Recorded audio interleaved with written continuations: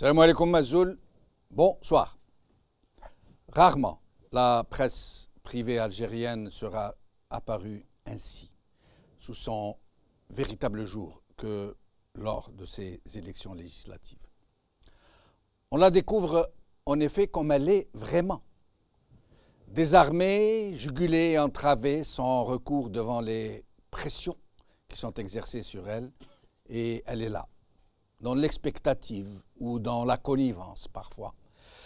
Et parfois aussi dans une soumission qui fait presque peine à voir. C'est comme si elle rasait les murs de sa propre vocation. Elle n'est pas d'un seul bloc, loin s'en faut, cependant. On y trouve de tout.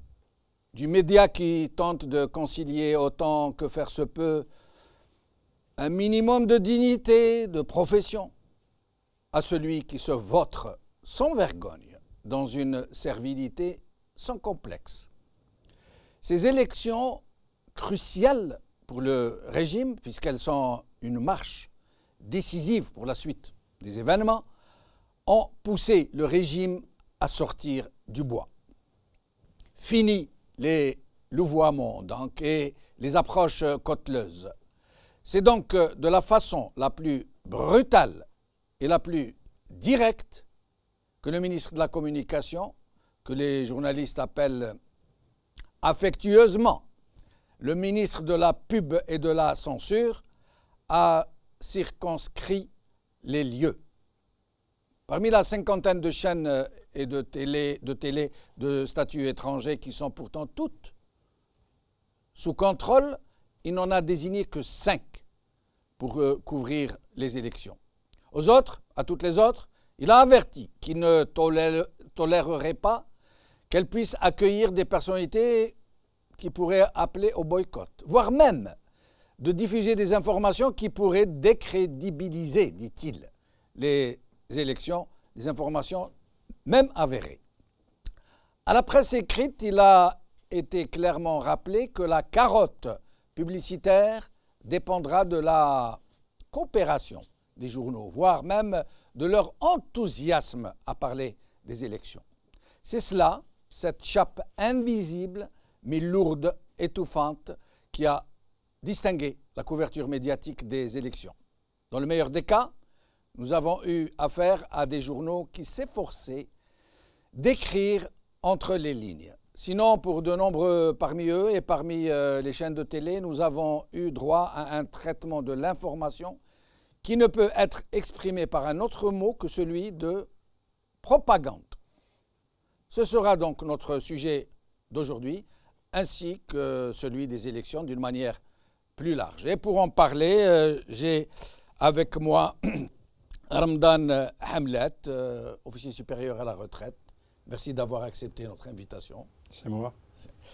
Nous avons Abdou Sammar, rédacteur en chef d'Algérie Focus. Merci d'être avec nous, Abdou. Merci Jamal. Ça nous change du Skype oui. et des coupures sempiternelles d'Algérie Télécom. Et vous êtes venu spécialement pour nous rencontrer. C'est tout un honneur pour nous et un grand plaisir en plus. Et donc, Bouzid Echalalen est là avec nous aussi. Bonsoir Jamal et bonsoir tout le monde. Merci Bouzid d'être avec nous. Après, nous allons être rejoints par Yahya Mkhiouba et Saad Bouakba.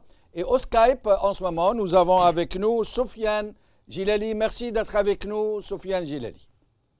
C'est moi.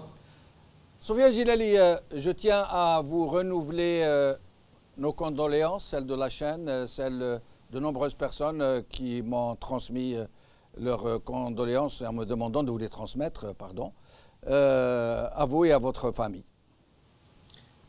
Barakallahu fihum wa yuthabbit hasanatuhum inshallah. Bon, alors, Ramadan Hamlet, nous allons commencer par vous.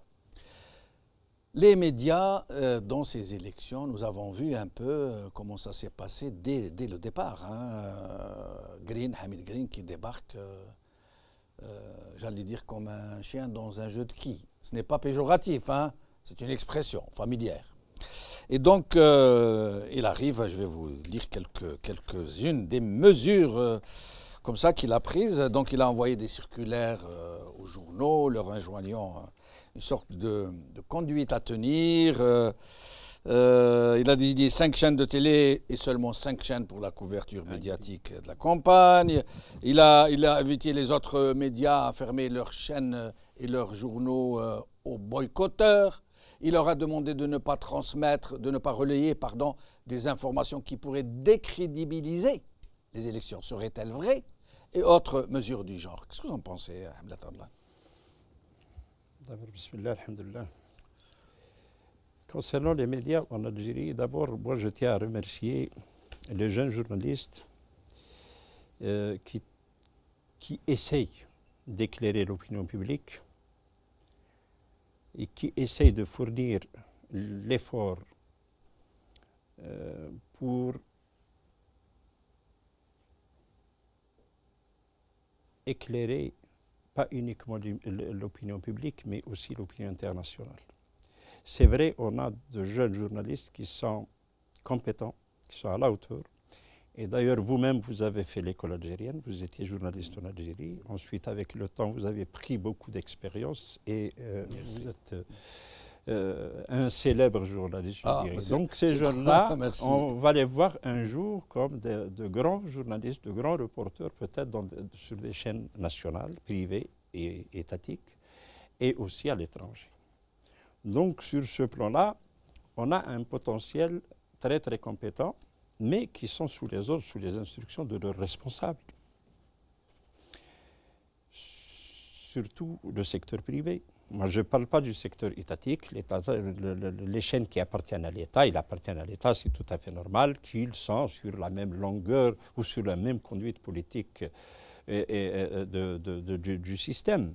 Donc, c'est tout à fait normal, je pense.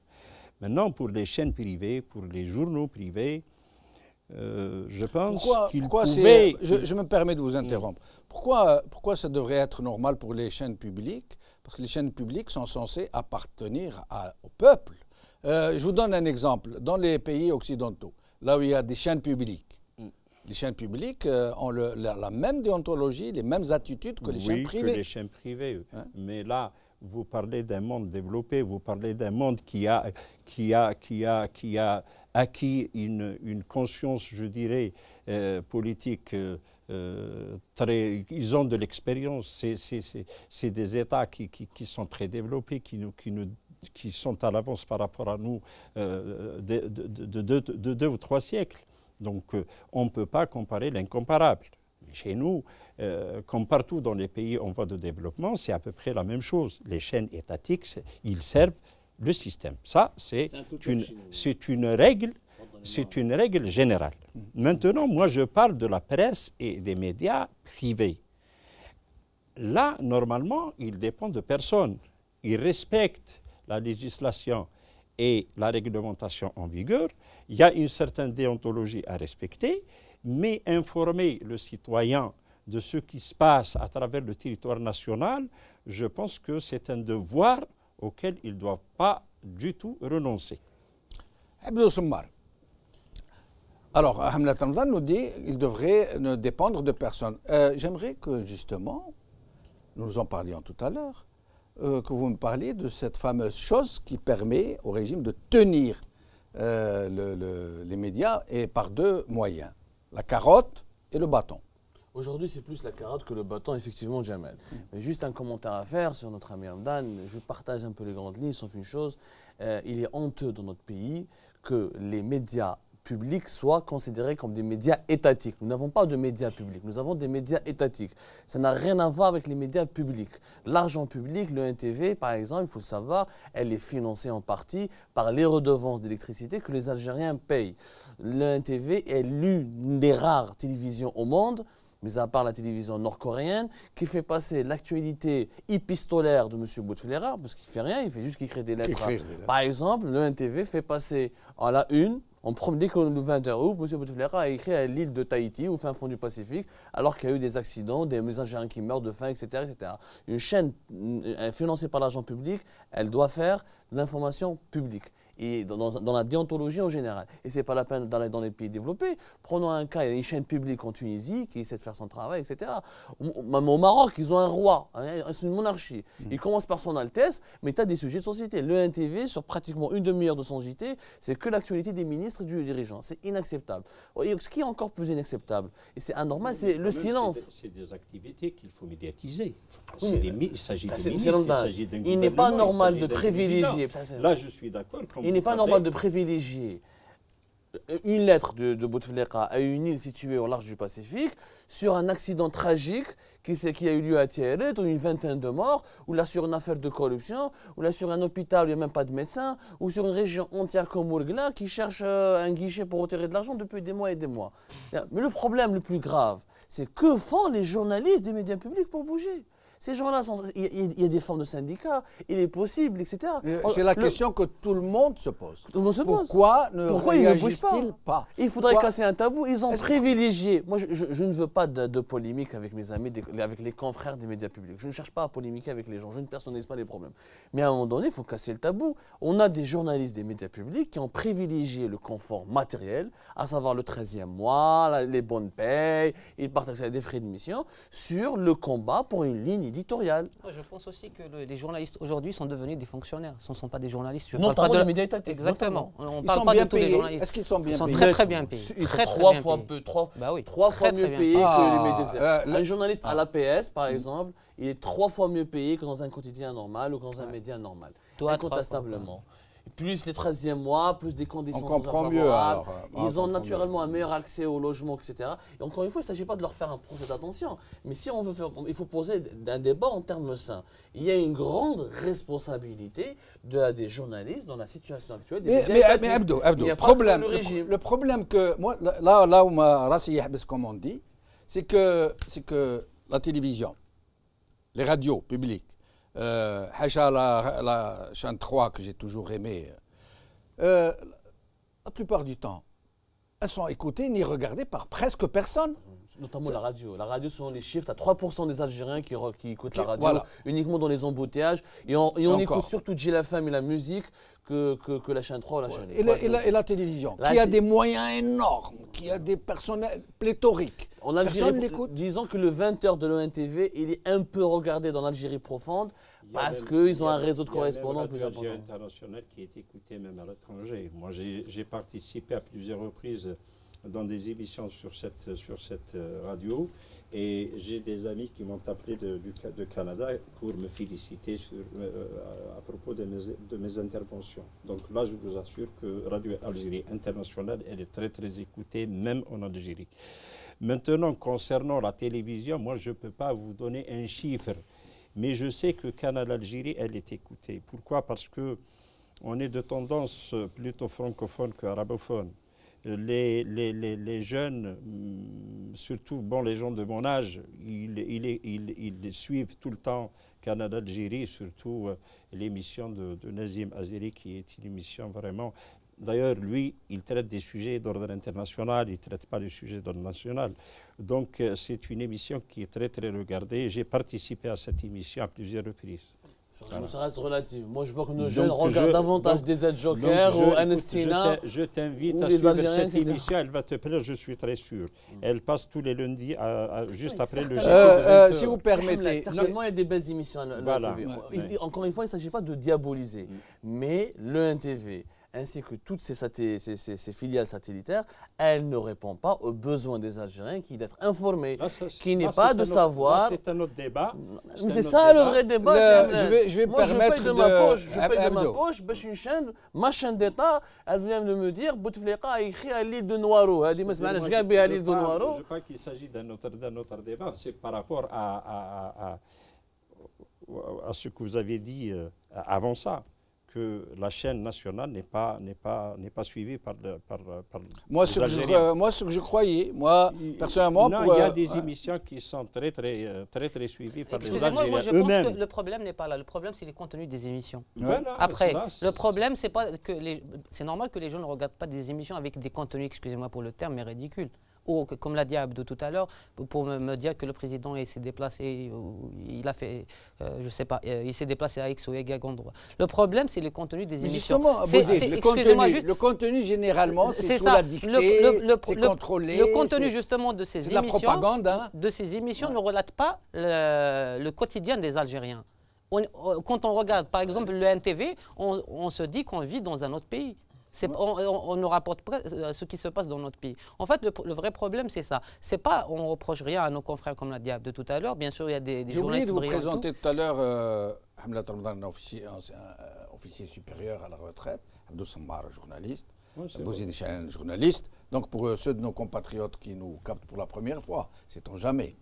Sinon Donc je pense qu'il ne faut pas y aller sur une fausse piste ou un faux débat. Le problème, c'est le contenu des émissions. Et en sachant que les gens qui sont nommés à la tête de la chaîne publique, c'est des gens des services, c'est des gens du gouvernement. Ils ne tolèrent jamais que quoi que ce soit passe aux critiques sur un membre du gouvernement ou un proche du gouvernement ou d'un parti politique du gouvernement, etc. Du coup, ce qu'a dit Abdou Sammar tout à l'heure et M. Ramadan tout à l'heure, c'est quelque part la même chose. En fait, il y a des émissions qui peut-être intéressent les gens.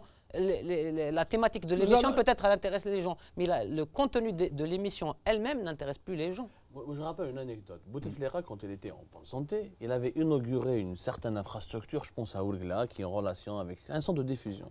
Il a dit une phrase qui résume très bien ce que vit la TV et les médias publics. Il a dit vous travaillez pour l'État. Ouais. Vous travaillez pour l'État. Et dans un autre discours, vous vous souvenez, Jamel, il y a un discours. C'est le siège régional. Voilà. Il y avait un autre discours où une fois, il était aveuglé par un caméraman de la télévision. Il leur a dit vous travaillez pour moi ou contre moi. Oui. Vous vous souvenez de cette scène? Très juste. Pour Bouteflika, une radio d'État. Bouteflika, c'est un homme des années 70. C'est pour le gouvernement. C'est pas l'homme des années 2000. Abdou, autre chose. Quand il a parlé de l'APS, qu'est-ce qu'il a dit? Le rédacteur en chef de l'APS, c'est moi. Voilà, bah oui, ça c'est connu, hein. C'est pas que l'APS, il ne faut pas aussi parler de l'APS uniquement. Tous les médias publics, bien sûr. Et médias publics et plusieurs et la majorité des médias aussi privés, il faut le dire. Hein. Parce que nous allons demander son avis à Sofiane Gilali, qui est donc président de parti, Gilles Jadid, qui est boycotteur, l'un des tout premiers, sinon le premier, à avoir appelé au boycott et qui a donc connu cet ostracisme de la presse algérienne. Quasiment, comment on dit Blarbi, ce fameux truc religieux qu'on met quelqu'un, on le met à l'écart, Muqata'a. C'est ça? Non, du temps du prophète, cette tribu, la tribu quand ils les ont mis de côté, Muqata'a. Sofiane Gilali, qu'est-ce que vous en pensez des médias algériens dans cette histoire d'élection et de boycott, etc.? Il est évident que les médias algériens ne sont pas autonomes et ces médias vivent à l'intérieur d'un système politique qui est là depuis le début, depuis l'indépendance de l'Algérie. Donc il ne faut pas se faire d'illusions. Il est vrai qu'à partir de la fin des années 80, 90, il y a eu un sursaut, il y a eu une ouverture relative, mais qui était intéressante. Et que la parenthèse a été vite refermée à partir de 99, d'où les propos repris du président de la République, qui disait en effet qu'il était le rédacteur en chef de l'APS et qu'il était en fait l'alpha et l'oméga de tout ce qui pouvait se faire dans les médias. D'ailleurs, vous vous rappelez comment il s'est comporté très cavalièrement avec le ministre de la Communication qui était au gouvernement en 99, notre cher Abdelaziz Rahabi, et qu'il avait renvoyé très vite parce que trop libéral à son goût. Donc je ne crois pas qu'il faille pas pierre spécialement aux journalistes, que ce soit les médias publics ou gouvernementaux. Ce ne sont même pas des médias d'État, ils ne travaillent pas pour l'État, ils travaillent pour le gouvernement. Ou même les médias privés qui eux aussi sont liés à des centres d'intérêt. Il ne faut pas se leurrer, il y a de l'argent derrière. Ce sont des entreprises, elles font vivre des gens, elles font fructifier un capital. Et il y a là aussi des tendances. Nous ne sommes pas dans l'objectivité, ni avec les instruments du gouvernement, ni avec les médias privés. Mais encore une fois, c'est un climat général. Les médias, c'est comme l'entreprise publique, c'est comme les partis politiques, tout est sous contrôle. Et comme vous l'avez si bien dit au début, c'est le bâton et la carotte. Bien entendu, les gens sont sensibles entre gagner en plus ou perdre son moyen de vie. Les gens très souvent préfèrent quand même se prémunir. Donc la difficulté est en fait à mettre au niveau de l'état de droit. Si nous étions dans un état de droit où des règles claires, édictées, étaient appliquées à tous, on n'en serait pas là. Mais tant qu'on est dans l'arbitraire, bien entendu, le journaliste n'est pas un héros, comme les hommes politiques ne sont pas forcément des héros, comme les policiers d'ailleurs ne sont pas des héros. Tout un chacun essaye de se prémunir dans un périmètre plus ou moins sécurisant pour lui. C'est tout un système à changer, il n'y a pas de doute. Et je crois qu'on approche petit à petit à ce moment fatidique où c'est l'enjeu d'un système en entier qui est là devant nous. C'est est-ce que l'Algérie va basculer vers un état de droit? Je reviens vers vous, Soufiane Djilali, pour nous parler de ce que vous êtes en train de parler, de ce que vous êtes en train de nous décrire maintenant, ce basculement possible vers une autre situation. Sinon, nous venons de contacter Boualem Messabeh, journaliste à Radio Gazelle Marseille, qui pourrait peut-être nous parler un peu de ce qui s'est passé à Marseille et de la façon dont les médias couvre les élections algériennes à Marseille. Boualem Sabeh, merci d'être avec nous. Oui, bonjour Jamel, merci à vous et je salue vos invités, même d'Algérie. J'ai entendu Soufiane à l'instant intervenir, Soufiane Djilali, président de Gilles Jadid. Oui, oui, et nous avons avec nous des invités qui sont venus d'Algérie. Oui. Donc, Boualem Sabeh, oui. D'abord, comment ça s'est passé à Marseille, ces élections? Ces élections, de toute façon, tout le monde doute de ces élections. Je voulais juste revenir rapidement parce que je viens de prendre part au débat. Donc, il s'agit des médias en Algérie, pour les médias. Et l'Algérie, donc, n'a pas inventé, j'allais dire, la télévision. Et un de vos invités, il disait que les Algériens ne s'intéressent pas donc à ces médias, au contenu des médias. Il ne s'agit pas de s'intéresser au contenu. Je crois qu'il s'agit plutôt de la crédibilité. En partant du principe que la télévision, au même titre que d'autres institutions, ne sont plus crédibles. L'Algérien ne croit plus aux institutions, que ce soit les médias ou aux autres institutions. Voilà, le débat, il est là aujourd'hui. Même si la télévision algérienne ou les médias, d'une manière générale en Algérie, parce que certains médias privés, on sait comment ils fonctionnent aussi, je veux dire, ils sont alimentés. La presse également, au lendemain de la liberté de la presse, il y a eu beaucoup d'aide de l'État pour créer des groupes de médias, des journaux, des télés privées, et tout ça, c'est l'État aussi qui oriente. Mais le débat aujourd'hui, le débat en Algérie, c'est la crédibilité. Toutes les institutions aujourd'hui sont remises en cause. Certains partis politiques, les élections, et voilà, venons-en aux élections. Les élections, personne ne croit à ces élections. Il y a eu, aujourd'hui, on parle de peut-être de 3, 4, 5% justement de participants, mais le taux d'abstention, mais c'est historique. Peut-être en 2012. Vous parlez de Marseille ou de toute la France? Marseille, la France d'une manière générale, mais c'est à peu près pareil. Je vais vous donner un exemple. Les chiffres qui nous sont parvenus, du moins les prévisions, les analyses de certaines sources amies, parlent par exemple pour les États-Unis et le Canada de à peu près 0,5%. Ça veut dire moins de la moitié de 1%. Voilà, c'est pire. Ici, on parle de 2, 3. En fait, ça ne peut pas changer parce que les organisateurs de ce scrutin, ils ont été à la même école. En fait, c'est le même logiciel. Voilà, ils ne peuvent pas différer. Leur état d'esprit, il est le même. Que ce soit les organisateurs des élections ici en France, pour les Algériens qui résident à l'étranger, c'est à peu près 4 zones, il me semble. Il y a 2 zones en France, 3 et 4, donc à l'étranger. Alors, ceux qui sont derrière ces scrutins, ces organisateurs, ils sont formés dans le même moule. Ça ne peut pas modifier. Personne personne ne peut faire mieux que l'autre, que ce soit en France, en zone 1, ou zone 2, ou l'Europe, ou les États-Unis. C'est la même chose. C'est des gens qui sont formés dans le même moule, ils pensent la même chose, ils ont le même réflexe. Voilà. Et j'ai l'impression Et à que... Marseille, est-ce que vous avez pu vous-même, pour votre radio, couvrir un peu ces élections, ce scrutin au niveau de tous les bureaux de vote?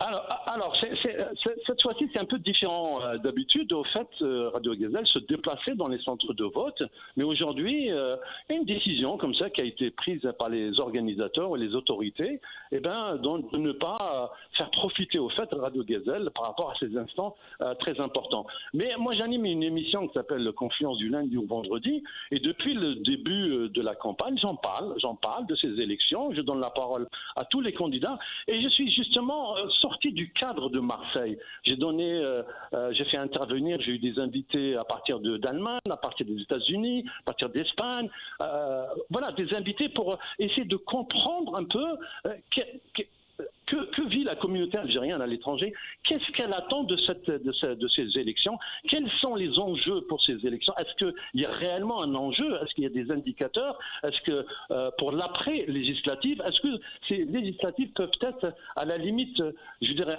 un indicateur politique pour les événements à venir, les élections par exemple présidentielles qui vont se tenir justement dans 2 ans, est-ce qu'on peut avoir une lecture politique de cela? Mais on voit très bien que les Algériens ne s'intéressent plus à ces élections. Alors après, on veut endosser la responsabilité aux candidats. Les candidats jouent bien le jeu, mais bon, généralement, il y a une complicité aussi entre une partie de ces candidats et les pouvoirs publics, parce qu'il faut savoir que les organisateurs, c'est eux qui encouragent, qui choisissent un petit peu ces candidats. Et puis la nouvelle loi sur les partis politiques, les moins de 4%, un certain nombre de candidats, on leur a demandé de ne pas préparer les 250 signatures.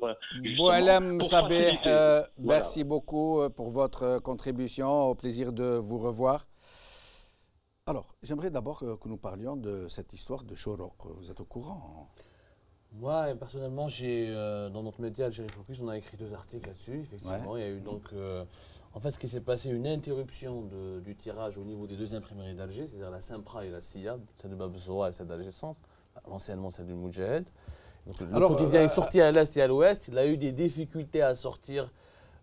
Pratiquement, il n'est pas sorti selon la direction générale de Cholour. Il n'est pas sorti pratiquement au niveau d'Alger, au niveau du centre. La raison alors où premièrement on avait certaines sources avaient parlé d'une pression qui aurait été exercée, d'une réaction de colère à cause des déclarations incendiaires de Mme Salim Arzali sur le plateau de Khaldrani, notre ami Khaldrani. Qui a parlé de Sellal lors de sa fameuse farce de Sétif. Voilà. Ouais. Moi, aujourd'hui, j'ai une réaction officielle de Cholour, d'un conseiller de M. Ali Faudel, à savoir M. Adlan Mellah, qui est le conseiller, qui est un des conseillers d'Ali Faudel, directeur commercial là-bas, qui m'a affirmé officiellement qu'ils ont reçu un coup de fil vers 6h, 18h30, leur informant que les autorités ont décidé de ralentir ou d'interrompre le tirage au niveau de ces 2 imprimeries. Et Adel Mellah a responsabilisé directement le gouvernement. Mais qu'est-ce qu'il a à voir, le journal écrit, le papier, avec la télé? Parce que ce qui s'est passé en fait, il s'est passé 2 choses. D'abord, il y a cette interview de Salim Arzali avec notre confrère Khaldrani, où elle a allumé. Celle-là, elle a dit qu'il n'était pas vraiment à la hauteur, qu'il a oublié qu'il était Premier ministre, qu'il parlait de Steh, de Rdeh, de je ne sais pas quoi. Et d'un autre côté, il y a une émission sur Anestina, sur l'affaire de Mansour-Tesh. Il faut comprendre un enjeu, Jamal. D'accord. Cholour, en ce moment, les télévisions ils sont en difficulté financière. Il y a de grandes difficultés financières, comme beaucoup de télés, sauf une qui s'appelle Nahar TV, qui pour des raisons qu'on peut comprendre, elle s'en sort financièrement beaucoup mieux que toutes les autres. Même si notre ami Nisra Rahmani ne veut pas le reconnaître. Mais c'est pas grave. On lui fait un clin d'œil amical, d'ailleurs. L'argent aujourd'hui que Cholour gagne à travers son quotidien, elle est importante. Parce qu'il y a l'ANEP qui lui donne des pages. Donc, toucher au quotidien à la version pourquoi papier... Pourquoi Cholour TV n'a pas de Elle n'en a pas autant. Elle n'en a pas autant. Il n'en a D'accord. pas du tout Le autant. journal fait plus de pubs que la télé? Il ne fait pas plus, mais Ouais. il lui permet de vivre. D'autant plus D'accord. que Chelor, au niveau des imprimeries, il a des impayés. Il a une non-arme ardoise Mm. qui est énorme. Rien que pour une seule imprimerie, on parle de 50 milliards de centimes. C'est énorme. Donc, Chelor comme Nahal, ils ont réussi à faire leur chaîne parce qu'ils avaient accumulé des grands capitaux grâce à des années de publicité, grâce à leurs éditions papier. Donc, toucher l'édition papier de Chelor, ça permet au gouvernement ou aux autorités de toucher directement à la tirelire d'Ali Fodel et de Chelor. Donc, ça fait nettement plus mal. Ça fait beaucoup plus mal et c'est moins spectaculaire que d'aller crypter la chaîne, etc. Donc, une C'est manière là plus intelligente. le côté bâton de la carotte. Absolument. Et là, il y a un vieux conflit entre Chelor et le gouvernement. Il y a beaucoup de dessous à dire là-dessus. Il y a énormément de choses. Il faut savoir que Chelor allait être racheté par un homme d'affaires proche des autorités, ça s'appelle Ahmed Mazouz, qui allait mettre 400 milliards de centimes sur la table. Et lorsque cette opération a échoué, là, les grandes difficultés de Chelor ont commencé, qui se retrouvent donc en énorme et qui cherchent. À savoir que les Chelor, investisseurs ils sont très endettés auprès des imprimeries. très très endettés, les imprimeries, mais aussi les charges financières importantes que leur coûtent les télévisions, la main salariale, etc. Et d'ailleurs, on va dire le contenu baisse énormément. On sent qu'il y a une baisse, on sent qu'il y a des grandes difficultés. Donc, à savoir, maintenant l'interrogation, est-ce que parce qu'ils n'ont pas été rachetés par Mazouz, maintenant, ils veulent se débarrasser de tout Chelor, ou est-ce qu'ils leur font des difficultés pour baisser le prix, pour qu'ils se fassent racheter à un taux? Nous, on a vécu. Quand nous étions à Al Jazeera, l'arrêt de l'émission Jazeera Weekend, qui était satirique, a permis à accélérer le rachat de la chaîne par un groupe d'hommes d'affaires fidèles au régime.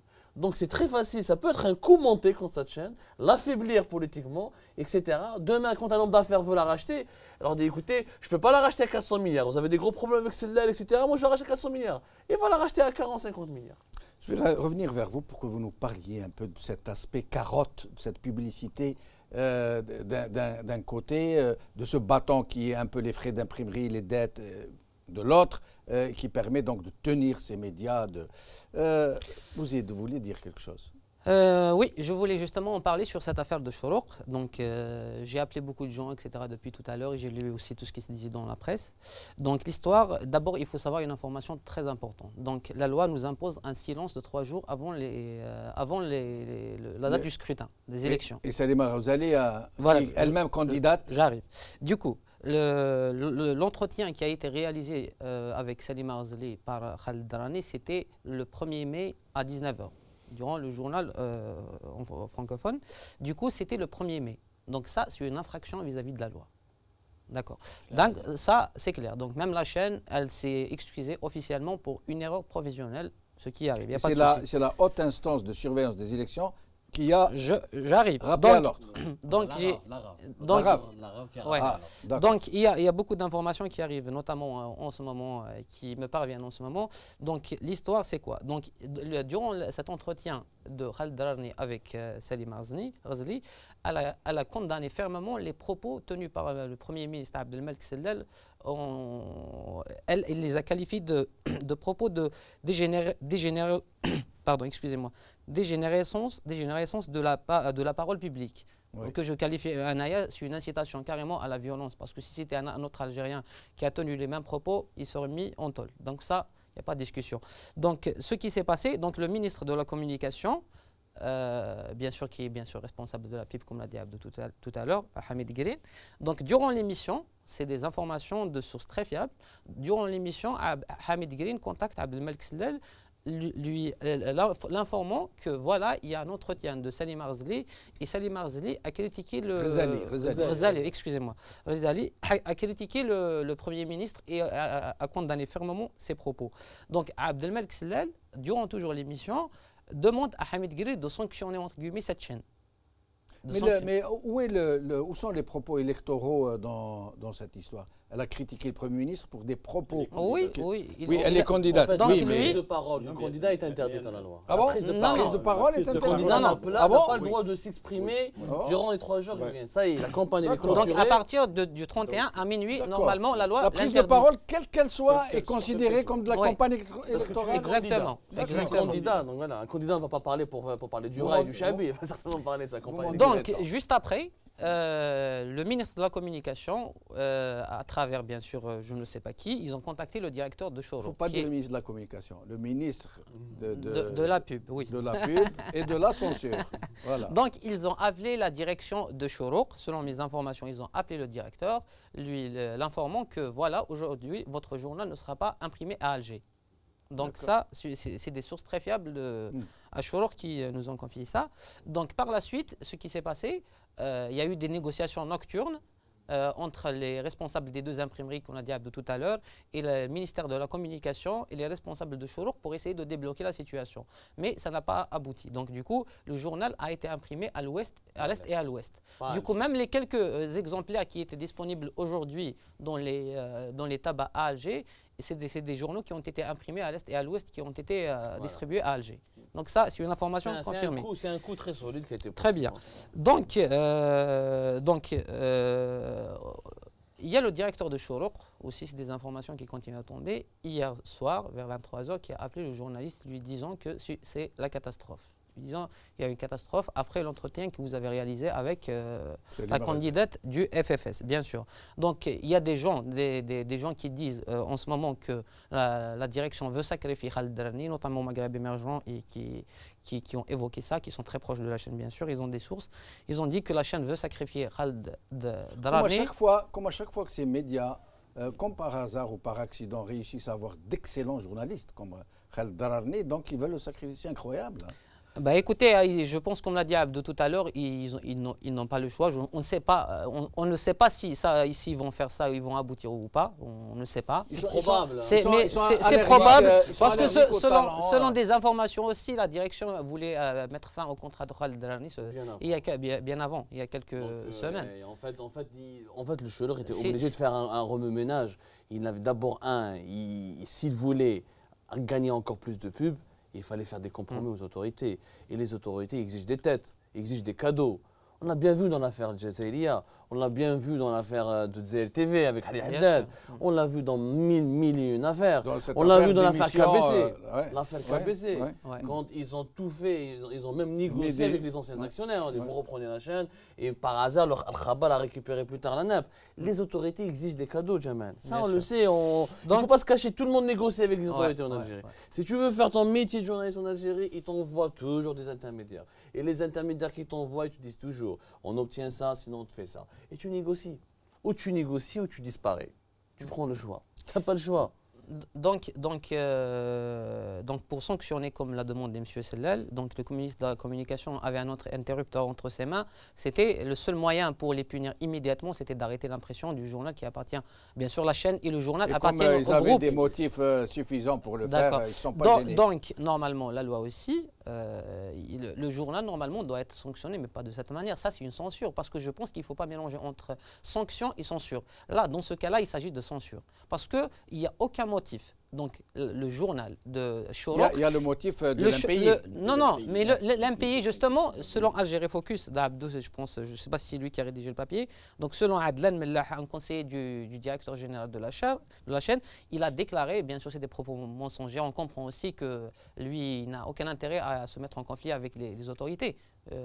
Donc lui, il a déclaré à Algérie Focus qu'ils ont reçu un appel à 18h30.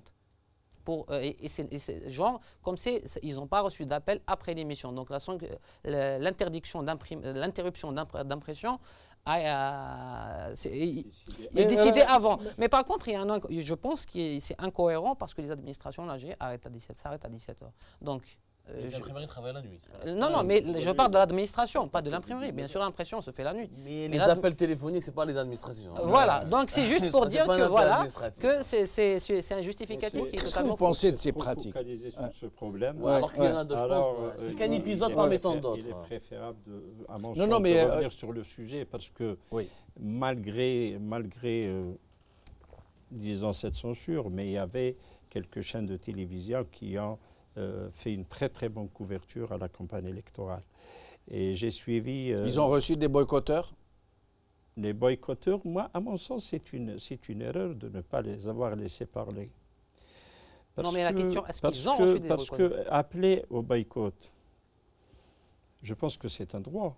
Oui. Aller voter, c'est un droit. Et comme citoyen, j'ai le droit de renoncer à ce droit. Et donc le fait de ne pas les recevoir, ce n'est pas avoir bien couvert. Non, moi, je parle de la campagne électorale. Oui. Je ne parle pas des boycotteurs. Bon, les boycotteurs sont connus. Il y a deux partis, celui de Djilali Sofiane et celui de Tabou Ali Ben et Tabou, et Karim Tabou.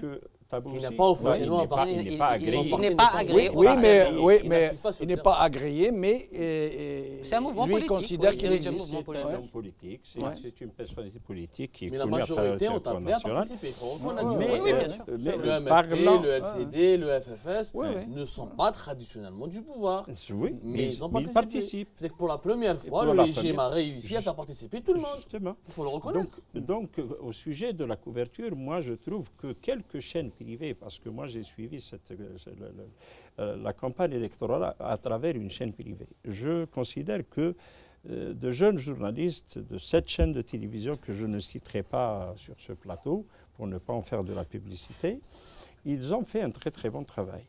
Ils ont sillonné à travers le territoire national, un jeune qui a fait plus de 20 000 km en 10 jours, qui a accompagné Roul, là où il a été. Donc il a fait une très très bonne couverture. Il a pu faire une bonne couverture Oui. avec Roul. Oui. C'est une Magnifique. couverture Oui. partisane. Non, C'est mais pas une couverture médiatique. Non, une couverture médiatique. Et je vous invite à suivre ce jeune. Je vous donnerai tout à l'heure son nom. Il a été correct. Il n'a pas soutenu Roul. Il disait la vérité. Il disait même ce qui ne va pas quand Roul faisait des déclarations qui ressemblent un petit peu aux déclarations d'autres responsables. Il y a aussi, si on parle de l'entreprise publique, il y a eu une répartition aussi des temps pour les participants. Je parle des listes. Et cette opération a été au tirage au sort. Donc il y avait tous les chefs de parti qui étaient présents, plus les listes, je dirais, Hurrin. Ils ont assisté à ce tirage au sort et le partage du temps a été fait d'une manière, je dirais, équitable. Et les portes de l'UNTV ont été ouvertes cette fois-ci à quelques partis de l'opposition, pour ne pas dire tous les partis. Est-ce que ce n'est pas un grand mot que de dire opposition aussi, elle a été ouverte pour les partis de l'opposition. Donc sur le plan, je dirais, temps alloué pour les partis qui ont participé à la campagne électorale a été d'une manière équitable, soit à l'UNTV et la même chose à la radio. Mais excusez-moi, quand on dit équitable, est-ce que c'est en termes de temps ou de débat? En termes de temps. Voilà, donc c'est bien, on est bien d'accord, c'est en termes de temps. Autre chose, ça c'est la loi. Non, mais ça c'est la loi. Maintenant, chaque parti a consommer le temps qui lui a été alloué ou non, ça c'est son problème. Mais est-ce qu'il y a un intérêt, un impact réellement positif sur l'opinion publique algérienne? Moi, par exemple, j'ai décrypté, par exemple, j'ai décrypté, on a fait un peu de décryptage sur cette campagne. Quand on prend les slogans et les affiches, on a atteint un niveau des fois ridicule, ça a fait rire. Et pas n'importe qui, comme le FLN à Annaba. Le FLN à Annaba, une affiche. Mais pourquoi on parle uniquement d'IFF? Pourquoi ne pas parler d'autres partis qui ont fait une très très bonne campagne? Je ne cite pas de partis. Prenons le MSP. À Djelfa, le MSP, une affiche électorale à l'intérieur d'un cimetière. Et on invite les vivants à voter en prenant les morts. Il y avait aussi la fameuse partis qui n'ont pas les moyens et qui ont fait campagne, une très bonne campagne. Débat, il est là. Et je peux citer entre autres le Front Mustaqbal. Non, mais il y a des gens. C'est quoi, c'est un parti ça? Oui, t'as Ablaïd qui était combat. Il y a certainement des candidats qui ont essayé de faire des choses. Il ne faut pas être manichéen. Il n'y a pas le mal, il n'y a pas le bien. On ne peut pas mettre tout le monde sur le même sac. Il y a certainement des candidats qui veulent changer leur région, qui sont nobles dans leur intention. Le problème n'est pas là. Le problème qui se pose, il y a est-ce que le nouveau Parlement va changer, va être différent de l'ancien Parlement? Et est-ce que le parlementaire algérien aura toutes les prérogatives, il aura toutes les dispositions pour faire réellement son travail? Parce que jusqu'à maintenant, le Parlement algérien se contente d'être juste de l'info. Ce sera le sujet de notre deuxième partie. Nous allons bientôt arrêter, mais avant, nous allons donner la parole à Soufiane Djilali, puis après son intervention, nous observerons un petit intermède et nous reviendrons. Soufiane Djilali, alors vous parliez tout à l'heure de basculer, d'une situation qui est en train probablement de basculer. C'est un boycott jamais observé depuis l'indépendance. On n'a jamais vu ça. D'habitude, les Algériens donc s'abstiennent par indifférence, par résignation. Cette fois-ci, c'est un boycott actif sur le terrain. Et quel militantisme, quel engagement. Qu'est-ce que ça peut, sur quoi ça peut déboucher? Qu'est-ce que ça peut ramener? Eh bien, ça peut ramener un début de changement. Vous savez, la discussion a été très intéressante, mais je pense qu'elle était trop focalisée sur des détails par rapport aux véritables enjeux. Parce que qu'est-ce qui s'est passé dans cette campagne électorale et en fait depuis l'annonce des élections législatives? C'est qu'il y a eu un débat de fond répétitif et itératif sur participer ou non, boycotter ou non, pour quelles raisons on boycotte, pour quelles raisons on participe. Et au final, je pense que le message du boycott est très très largement passé dans la société, à travers un petit peu les médias officiels, qu'ils soient privés ou gouvernementaux, mais énormément à travers la toile, à travers les réseaux sociaux. Et en tous les cas, lorsque pour la première fois, je pense qu'un parti politique qui prend le boycott fait campagne aussi sur le terrain, et bien lorsqu'on rencontrait les citoyens, ils nous expliquaient clairement pourquoi ils ne voulaient plus voter. Non pas parce que, tout simplement, laissez-nous tranquilles, on ne veut pas, par, disons, un geste de dégoût ou d'abandon. Non, cette fois-ci, c'était clair. Les députés ne nous apportent rien, ils travaillent pour leurs intérêts. Ce pouvoir n'est pas un pouvoir honnête, il protège les malhonnêtes. Donc nous ne donnons pas la voix parce que rien ne change et ça donne une légitimité à ce pouvoir dont on ne veut plus. Et ça, c'est très, très important, je pense. Donc ce boycott qui a, pour la première fois, apporté un sens. Les élections précédentes, en 2012 par exemple, certains s'étaient abstenus de voter par résignation, ils n'avaient pas de carte, ils n'avaient pas envie. Mais cette fois-ci, c'est différent. Cette fois-ci, les gens ont envie vraiment que les choses changent. Et ils ont compris l'enjeu du scrutin. Ce n'est pas le fait de choisir X ou Y, ils savent très bien qu'au final, c'est les quotas qui vont être répartis. Non, cette fois-ci, c'est ne pas voter pour ne pas donner de légitimité au pouvoir. Quant à ceux qui disent, oui, mais après, en boycottant, vous allez créer un problème, et ce problème, est-ce qu'on ne va pas aller vers de la violence ou autre? On leur répond tout simplement qu'un boycott massif qui est à l'horizon, ce boycott massif va faire transférer la crise qui est à l'intérieur de la société, il va la faire transférer à l'intérieur du pouvoir. C'est au pouvoir de l'assumer. Et pour s'en sortir, il faut qu'il y ait des concessions essentielles pour installer un état de droit. Nous sommes, en tant que peuple, fatigués d'une mafiocratie qui utilise un épouvantail totalement absent comme président de la République. Il n'existe que par le nom et que par des affiches. Et derrière ça, il nous ramène des gens dont on a à peine, on ose à peine dire qu'ils sont nos dirigeants. Nous en avons honte par les propos qu'ils tiennent, par leur comportement, par les scandales qu'ils génèrent.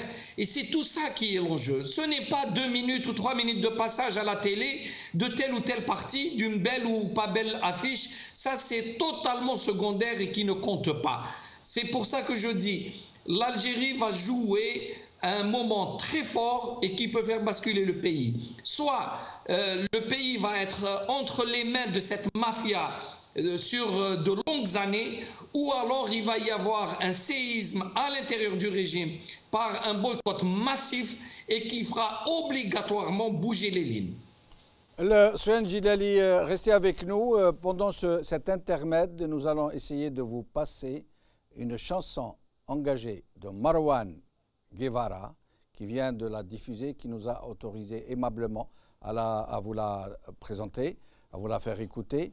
Et nous revenons à vous dans un petit instant. باش انتم تكونوا اقوياء لهذا الانتخاب لابد تشاركوا وتقولوا رجالكم تنوضوا الصباح على صباح ربي قال ما كاش قهوه روح تفوتي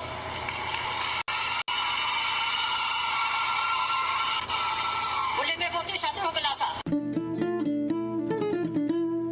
انا ما نفوتيش على صحاب المقشيش، عمري ما نبعبع، عمري ما ناكل الحشيش، برلمان نلعبو فيه البامبام والبابيش، بينهم بكار كبرم المساطيش، وقالوا لي بالعبر كاسوس محبس ما تغنيش، ونهار الفوت حبس بالك جدك ما تجيش، قلت لهم صوتي ورقة بيضا ما تموتيش، سعيد الحلوف حلف ما يطلقنيش، وما تبكيش تشكيش نعطيش وما تفوتيش، وما تبكيش تشكيش نعطيش وما تفوتيش، وما تبكيش تشكيش نعطيش وما تفوتيش، وما تشكيش تبكيش نعطيش وما تفوتيش.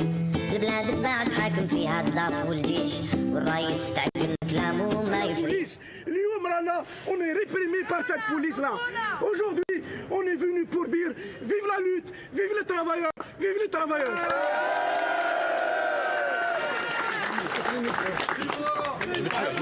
تشكيش ما تبكيش تشكيش تعطيش وما تفوتيش، وما تبكيش ما تشكيش تعطيش وما تفوتيش، ما تبكيش ما تشكيش تعطيش وما تفوتيش، وما تبكيش تشكيش تعطيش وما تفوتيش. لويزا ومقري بقري تبعو في الكاليش، ولد عباس ينفعها وكيما الكانيش، مرة بن يونس عنده جمرة ما تكويش، والغول سارق منافق درويش. لويزا ومقري بقري تبعو في الكاليش، ولد عباس ينفعها وكيما الكانيش، مرة بن يونس عنده جمرة ما تكويش، والغول سارق منافق درويش. ما تبكيش تشكيش تعطيش وما تفوتيش، وما تبكيش تشكيش تعطيش وما تفوتيش، ما تبكيش وما تشكيش تعطيش وما تفوتيش، وما تبكيش ما تشكيش ما تعطيش وما تفوتيش. قولوا الحاسبة في برهامات.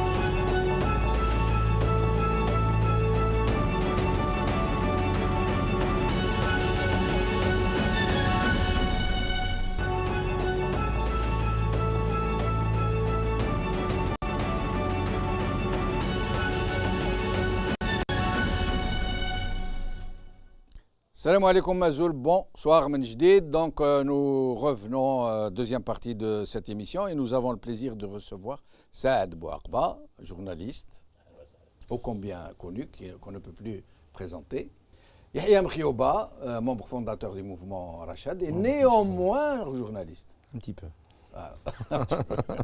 Yahya, vous aviez décidé de vous retirer complètement de la politique. Oui. Vous étiez tellement saturé. عييت et je pense que c'est ما نقدرش نقول انا عييت الناس اللي راهم يعني سبقوني شويه في لاج وسبقوني في النضال. Je pense que هما تاني عياو اكثر مني. Et comment ça se fait que vous soyez revenu? Vous n'avez pas pu te نقول لك comment je suis revenu parce que شفت في c'est la médiocrité du régime et de ses relais médiatiques qui m'a poussé à revenir. C'est-à-dire que j'ai suivi un petit peu cette campagne électorale à travers la télé publique stalinienne et les télés privées تاعهم.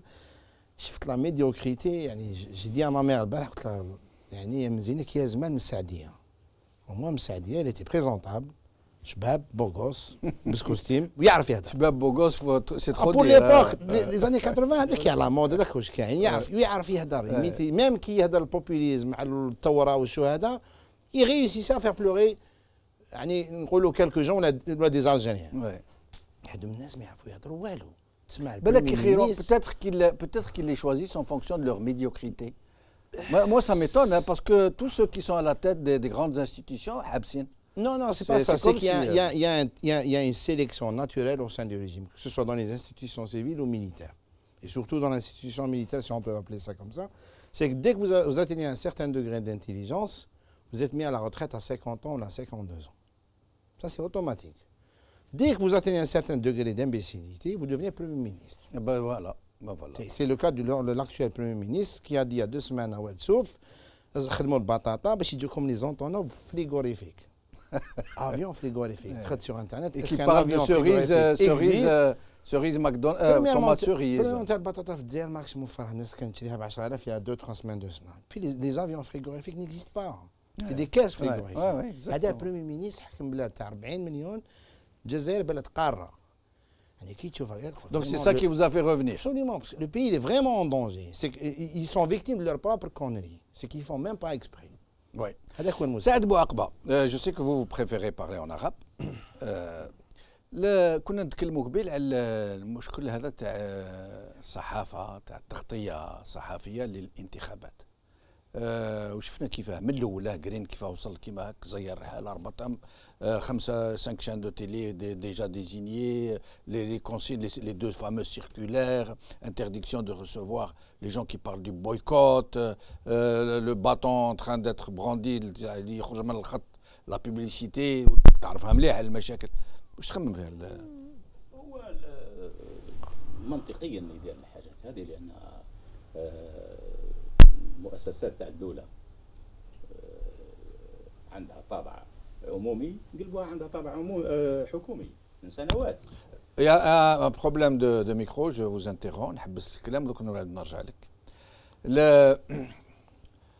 حملة رمضان البويكوت كنا نهضروا قبل on parlait tout à l'heure ensemble, vous me disiez que faut pas trop crier victoire à la limite ou ne pas trop parler de boycott parce qu'on n'en sait rien, qu'il est possible qu'il y ait de la participation. Non, maintenant, boycott, il est encore tôt de parler de boycott. Le 4 mai, on va voir si les Algériens iront voter ou non. Mais là où il y a élection, il y a abstention. Les dernières élections présidentielles aux États-Unis d'Amérique, il y a 100 millions d'Américains qui n'ont pas choisi. En 2015 ou 2016 à Manchester, il y a des jeunes qui ont boycotté les votes, je dirais, législatifs. Le premier mais à des niveaux relatifs. Oui, je sais. C'est pas comme chez nous. Pardonnez-moi, s'il vous plaît. Ouais. Le premier tour des présidentielles ici en France, il y a 23% d'abstention. Et en 2012, chez nous, il y avait 57% d'abstention. Pardon. Législative? Oui. Non, 70%. Non, 57%. Non. Le chiffre. Non, les chiffres du ministère de l'Intérieur. Du ministère de l'Intérieur. Moi, je parle du chiffre du ministère de l'Intérieur. Moi, je n'ai pas d'autres chiffres. Je ne peux pas inventer un chiffre. D'accord. Bon, il y avait 57. Et à l'époque, il n'y avait pas appel au boycott. Donc, ces gens-là qui n'ont pas voté, عندهم الصلة بالكتلة السياسية، الكتلة ما عندها الصلة بالسياسة. C'est la seule explication. Ils n'ont pas voté, il n'y avait pas appel au boycott. Donc, cette fois-ci, est-ce que ce taux va être supérieur à 57 ou inférieur à 57? Moi, je ne peux pas le dire. Vous avez vu ce qui se passe un peu sur la scène publique, les panneaux, comment ils ont été dévastés, je sais. Comment les jeunes sont en train de réagir sur les réseaux sociaux. Je sais, ouais. je suis quotidiennement. Ça, on ne l'a jamais vu, ça. On n'a jamais. Si, les panneaux, on a déjà vu ça. À ce point Oui, en 2012, on a vu ça. Même les élections locales, des APC, des API, on a vu ça aussi. Mais maintenant, est-ce que cette fois-ci, les gens qui ne vont pas voter, est-ce qu'ils répondent à l'appel des gens qui poussent la population à boycotter, ou est-ce que c'est des jeunes qui n'ont rien à voir avec la politique et leurs revendications ne relèvent pas de la politique, c'est des revendications socio-économiques. Ils ont vu que peut-être le programme gouvernemental actuel n'a pas les besoins de la majorité des citoyens algériens en matière de logement, en matière de l'emploi et en matière surtout du bien-être du citoyen algérien. Donc les revendications de la majorité des Algériens, c'est des revendications socio-économiques. Et pourquoi les revendications socio-économiques ne sont pas de la politique? Non, pas du tout. Ah bon? Non, pas du tout. Parce que si c'était de la politique, la politique, c'est quoi d'abord? La politique, c'est une science qui essaie de comprendre et trouver les solutions, mais des solutions adéquates à donc le jeune Algérien, est-ce qu'il a un niveau de maturité politique qui lui permettra de comprendre des décisions politiques, ou est-ce qu'il a un niveau intellectuel qui lui permet à l'accès? C'est un peu méprisant. Hein? C'est avec tout le respect que je vous dois, c'est un peu méprisant. Pour les jeunes que nous sommes, l'intelligence de nos jeunes, on fait pas même partie des 40 pays dans le monde au niveau du nombre des Facebookers. Selon les chiffres, 12 millions de Facebookers. Quand on voit l'intelligence, des montages, l'intelligence, avec quel langage? C'est le langage. Je suis à l'Institut des Sciences Po. C'est le langage de il est moins ça, il est moins langage du Premier ministre. Là, on ne parle pas ensemble. de Saïdani, quand même. Saïdani, il est beaucoup plus mal élevé. Le jeune Algérien, il cherche un logement, il cherche un emploi. C'est un fait politique. Bien-être, c'est son droit. Et c'est un fait politique. Pas le contraire. Et le gouvernement, il est là pour Monsieur Hamlet. C'est son droit le plus absolu. Je vais vous donner la parole, chacun. À cause de ces problèmes-là, D'accord. que le jeune Algérien ne va pas voter. Ce n'est pas par prise de dire qu'il n'a pas le niveau, M. Hamlet, c'est un peu Nous allons revenir sur ça. Sofiane Gilali. Abdou. Sofiane Gilali, je vais vous demander de répondre à Ramadan Hamlet. Puis nous reviendrons à Saad Bouakba. Sofiane Gilali. Oui, j'ai suivi avec attention les propos de c'est très bien. Alors j'aimerais que vous répondiez à Hamlet Ramadan, puisque vous avez appelé au boycott. Parce qu'il a souvent de très bonnes analyses, mais permettez-moi de dire que là, je ne peux pas du tout le suivre sur ce terrain. Je crois qu'il y a une très grande mensuétude par rapport au régime. Et cela, je ne pense pas du tout qu'il soit dans le vrai. S'il y a un taux d'abstention aussi important, taux d'abstention officiel, il est vrai qu'en 2012, le taux officiel annoncé de l'abstention était de 57%, c'est-à-dire 43% seulement de participants, mais tout le monde savait que les chiffres réels étaient beaucoup plus bas que cela. Et là, il faut s'interroger. Ce n'est pas le niveau du jeune qui est à remettre en cause. Bien entendu, il faut remettre en cause l'éducation, l'école, l'université et tout cela. Non, mais pourquoi le jeune Algérien refuse de s'impliquer dans la vie collective alors que les Algériens sont dans une société qui est un peu qui prend en compte la dimension collective, où il y a beaucoup de solidarité, etc. Pourquoi est-ce que dans les réseaux sociaux, on méprise et il y a un humour aussi caustique contre le Premier ministre, le Président de la République, les ministres et les institutions?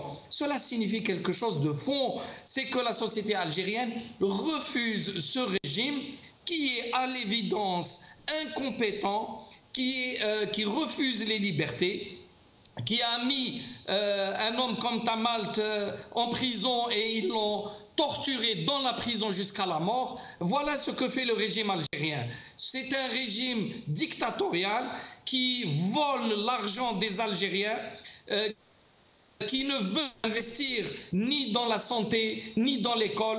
Il a produit la génération Bembouzid, pour laquelle on a dépensé beaucoup d'argent pour que simplement ils deviennent des répétiteurs et des magnétophones de textes absurdes. Voilà ce qu'on fait des Algériens.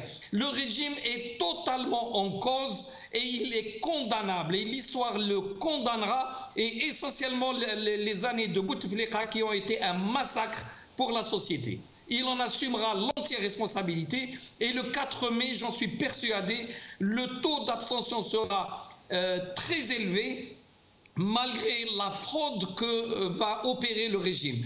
Parce qu'une seule chose dont a besoin le régime, c'est d'annoncer un chiffre au-dessus des élections de 2012. Et il y aura certains sondages qui ne sont pas rendus publics, donnent moins de 10% de gens qui sont prêts à aller. Mais le pouvoir n'a besoin que d'une chose, de présenter des gens aller devant les bureaux. D'ailleurs, vous avez remarqué que le chef d'état-major a libéré les militaires, soi-disant pour qu'ils aillent voter à l'extérieur. En fait, c'est une façon de les mener en groupe, de remplir les groupes, de remplir les bureaux de vote et les montrer à l'antenne pour dire qu'il y a du monde qui vote, parce qu'ils savent que personne ne va aller voter. Je peux vous le dire, si Saad Bouakba est à côté de vous, nous avions fait une quinzaine de wilayas et partout où nous allons, les gens disent il n'est pas question qu'on vote pour ces gens-là. Restez avec nous, Sofiane Gilali. Saad Bouakba, j'aimerais que vous fassiez un essai pour voir si votre micro... On fait comme si on était en famille. Hein, bien sûr, pas de problème. Est-ce que Saad Bouakba, le micro est bon là? يشتغل ولا ما يشتغلش؟ يشتغل ولا ما يشتغلش؟ C'est bon. Saad Bouakba, vous êtes vous-même un boycotteur actif et vous appelez, vous êtes beaucoup déplacé, تحركت بزاف في البلاد، رحت للصحراء، رحت لكذا. سي حملات رمضان قال لك البويكوت دابور البلدان الكل يبويكوتيو مش غير الجزائر. البويكوت سي لوبستونسيون. لا سي ميم با البويكوت سي لابستونسيون. يا هل ترى كاين بويكوت وما كانش كاين غير لابستونسيون؟ الحكايه تاع العزوف كانت موجوده لكن تحولت الى بايكوت، يعني تحولت الى مقاطعه. وانا ما نتفقش معاه في الحكايه تاع ان الشباب ماهوش واعي بما يدور حقيقه، لان النسبه تاع 70% ولا حتى 40% اللي فاتت تدل على ان الشباب عنده اهتمام بالسياسه، وانه ما يروحش موش لانه يحوس على السكن فقط ولا كذا، لان الفكره هذه تاع الماديات تلغي السياسه هي الفكره اللي جاب بها دوغول في 58 لما جاب البلان دو قسطنطين وقال باللي الثوره الجزائريه الشباب هذا اللي دارها ما عندوش معنى، ونديروا له نديروا له السكن ونديروا له العمل ونديروا له كذا وينسى الثوره. لا، السياسه اساسيه بالنسبه للشباب وحيويه بالنسبه للنظام، والاحزاب لازم تعطى لها الامكانيات والفرصه باش تنظم الشعب الجزائري، لانها يدخل في الامن القومي للبلاد. ماهوش فقط يدخل في الامن القومي للبلاد انك تعطي القنوات الحقيقيه لتاطير الشعب وتنظيمه. هذه مساله حيويه. من يقوم بذلك سي عقبه؟ السلطه هي الاساس. لا هذه وظيفه من وظائف الاحزاب. لا، ولكن لما تجي السلطه تقوم بعمليه تاع ما تسميها بالتصحيحيات المتتاليه داخل الاحزاب وتفتتها وما تخليهاش تقوم بعملها، معناها راح تقوم بعمل افساد المؤسسات ومنع الشعب من تنظيم نفسه، وبالتالي اعاقه تطور سليم للحياه السياسيه في البلاد، وهي تقوم بعمل مضاد للوطن، وهي تعتقد بانها تقوم بعمل الوطن من اجل انها تقوي نفسها ضعف المؤسسات. محللين كثير يقولوا باللي هذه الخطره المقاطعه مش لتغيب، المقاطعه راح تكون تاريخيه، باللي راح ربما توصل لبعض يعني الارقام اللي عمرنا ما شفناها في الجزائر. طب بطبيعه الحال احنا لمسناها في الميدان، انا خرجت وشفت في الميدان. علاش؟ لان الدعوه للمقاطعه مش المقاطعين اللي رفعوا النسبه ولا الديكوطاج تاع الشعب هو اللي رفع الناس. السلطه نفسها هي اللي كانت قامت بعمليه التعفن السياسي. السلطه نفسها هي اللي قامت بعمليات رفع النسبه تاع المقاطعه. علاش؟ اولا الاحزاب الحاكمه هي نفسها اللي قدمت صوره سوداء على المترشحين تاعها. كل رؤساء القوائم 90% منهم من رؤساء القوائم اما متابعين قضائيين، واما شراو بلايصهم بالمال الفاسد، واما سن متقدمه، واما اعادوا المره 10 ولا 5 مرات ولا كذا مثل الاحزاب. وهذا لما تربطها بالفساد بطبيعه الحال يقول لك انا ما نروحش نفوتي ما دام نفسنا. ايضا الشباب ديغوتا لانهم جربوا الحكايه هذه 4 مرات وحنا نقولوا تغيير من الداخل وتمت انتخابات وما تمتش. يعني العمليه التعطيل اصبح ميؤوس منها. التغيير عن طريق النظام او تحسين الاوضاع عن طريق النظام اصبح ميؤوس منها. والملاحظات تاع البرلمانات اللي فاتوا يعني شباب شافوهم باللي يعني ما يسعوا والو يعني 4 مرات. اللي احنا يقولوا اللي دار صبره ما سواش واللي دار 2 ما خلاش، احنا درنا 4. يعني هذه من الاساس. ايضا الخروج تاع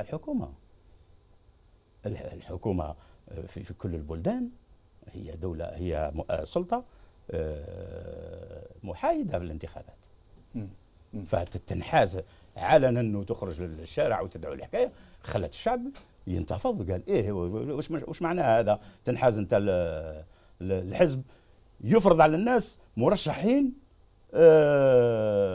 فاسدين وتفرضوا عليا وتخرج انت الحكومه دير له سعد بوعقبه. نطرح عليك سؤال اللي طرحته على تقريبا يعني كل ضيوف تاعي.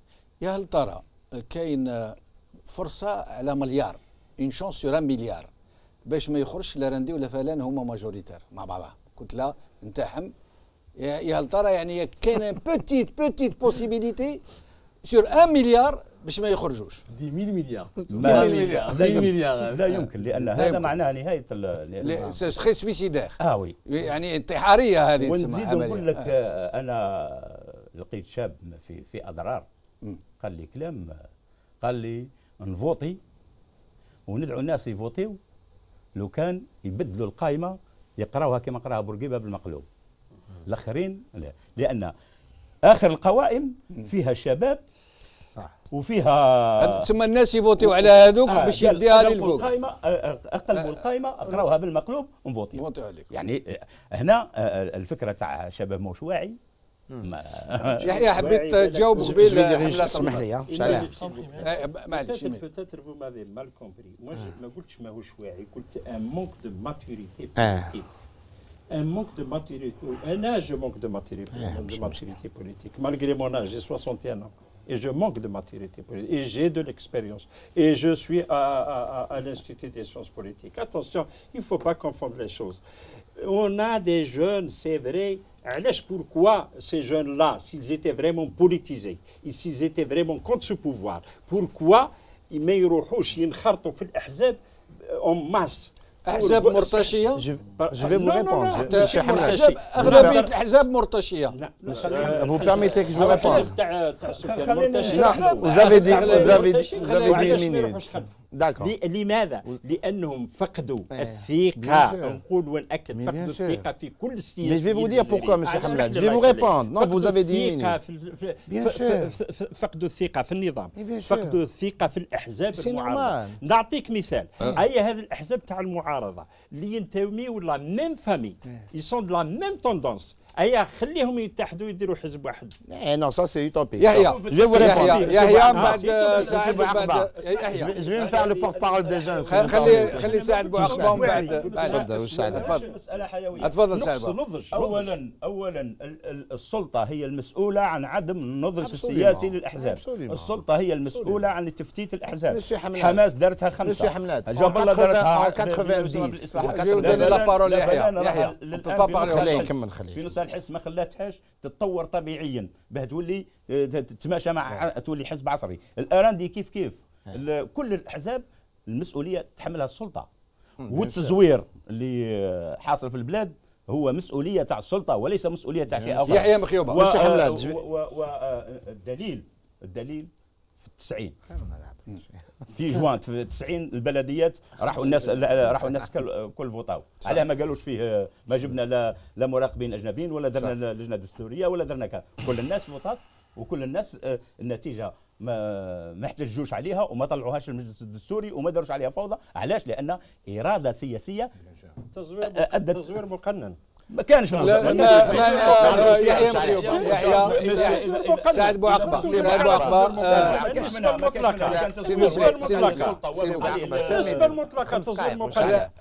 يحيى مخيوبه 1990 حزب خارجين من حزب واحد، نقابه واحده، جمعيه نساء واحده، جمعيه الرجال واحده.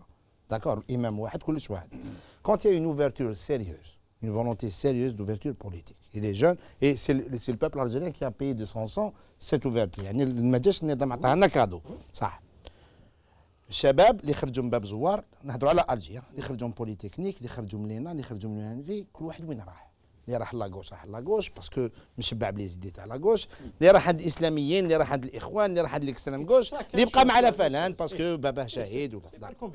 Les jeunes se sont inscrits dans les partis politiques و80% و90% تاع الحضور تاع الملتقيات السياسيه هذاك الوقت كانوا من الشباب، والشباب راح فوطا.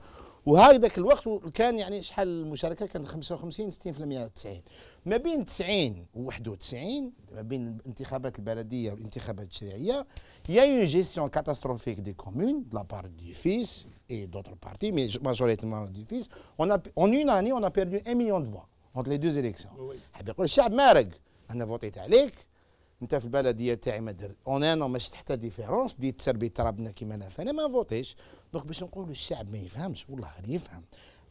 l'immaturité politique n'est pas une spécialité algérienne. Maintenant vous avez parlé des partis politiques وعلاش الشعب ما يروحش. قلت يا ان مانك دو ماتوريتي. ما كانش منها. شوف vous avez parlé de logement.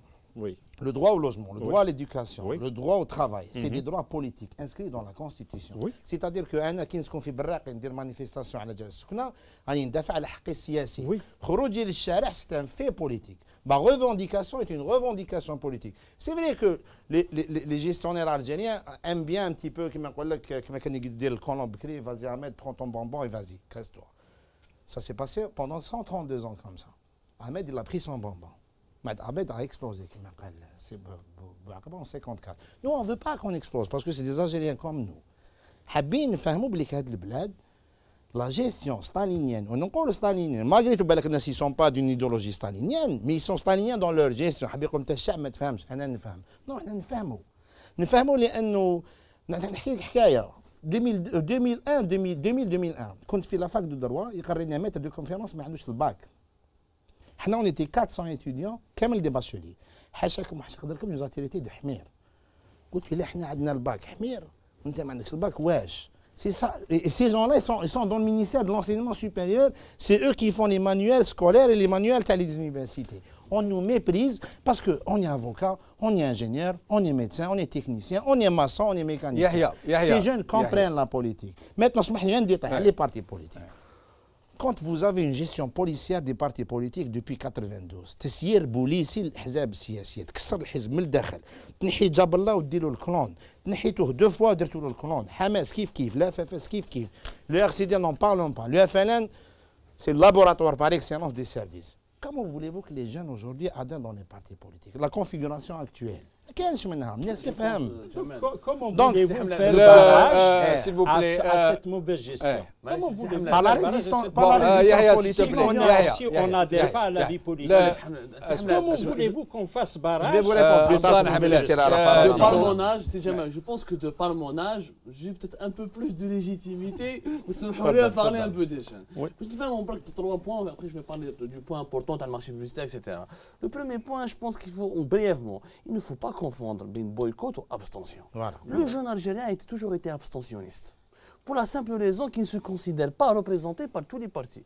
يعني يقول لك sincèrement والله جاب الله بقى جاب الله avec 1000 partis, je ne pense pas que جاب الله va représenter. تفهموا مليح. Maintenant, il n'y a pas une seule Algérie. L'Algérie des grandes villes n'est pas l'Algérie intérieure des villages. On est aussi l'Algérie. Il y a beaucoup de gens qui votent à l'intérieur du pays parce que les médias mais oui, les députés on est les seuls. Quand des villages في ورقلة في تسمسيل في تيرتا etc. quelques députés من عندهم par exemple Sizeged que vous connaissez peut-être, il a été le il était à son corps défendant, le représentant, le porte-parole de cette population. Mais les médias, le pays il est grand. Certaines personnes qui votent, ils ne votent pas par conviction, ils votent parce qu'ils croient que c'est la seule manière de se faire écouter à Alger. Parce que tout se discute à Alger. Le centralisme algérien que se fait, tout se discute à Alger. Et maintenant, pourquoi ils ne votent plus? Les gens ne votent plus parce qu'ils ne croient pas à l'acte de voter. Ils ne croient pas à un processus politique qui se fait en règle. Ils croient pas. C'est parce qu'ils ne boycottent pas parce qu'il y a un parti qui a appelé au boycott. Non, pas du tout. Il y a un dialogue direct. En Algérie, il y a 2 manières de dialoguer avec le régime en Algérie. Il y a l'émeute, il y a les réseaux sociaux. Il n'y en a pas 36 000. Oui. Il faut arrêter de mentir. Et le premier, pour moi, je le dis en tant que jeune, et je suis fier de mes amis algériens et de mes frères algériens, nous avons été les seuls jeunes du monde arabe à ne pas croire Daesh. Il n'y a aucun Algérien qui a marché avec Daesh, j'étais à Ouedsouf, Adar, etc. Et on a été les moins, nous les jeunes Algériens, on a été les moins convaincus et les moins manipulés par Daesh. Alors que tu as des Jean-Pierre, tu as des Jean-Christophe et des blancs aux yeux bleus de l'Autriche et de l'Allemagne qui ont succombé à la tentation de Daesh. Nous les jeunes, par maturité. Je peux vous donner les chiffres. Qui confirment ce que je dis. Oui. Qui confirment ce que je dis. Donc nous sommes les jeunes. Non seulement nous sommes matures, mais la bohana, pour le terme, je le dis en algérien, avec ses vidéos, il n'a pas pu nous avoir. Maintenant, qu'est-ce qu'il nous reste? Il nous reste les réseaux sociaux où nous sommes 12 millions et demi. Donc nous faisons partie des 40 pays dans le monde avec le plus grand nombre de Facebookers. Nous sommes une force agissante. Et aujourd'hui, des aides jokers, est malheureusement plus influent, ou heureusement, que Soufiane Djilali ou etc. Est-ce qu'il faut s'en réjouir? Oui, il faut s'en réjouir. Les DZ Joker, les Anestina, les noms de Facebook, etc. Aïn Salah, le gaz de schiste. Qui c'est qui a fait bouger le gaz de schiste Aïn Salah? C'est Facebook. Les torturés de Gardaya, M. Fakhar, c'est pas pour rien qu'ils sont en train de vouloir contrôler. Ils veulent pas libérer. Ils veulent pas libérer. Nous allons regarder une courte intervention d'un très grand politicien qui s'appelle M. Sellel. Vous allez voir le niveau. Hein, et après, ou alors on va faire l'inverse. On va montrer les marches de Wahran et de Bjaya pour montrer le niveau de politisation de nos jeunes. Et après, nous écouterons le plus grand politicien de tous les temps.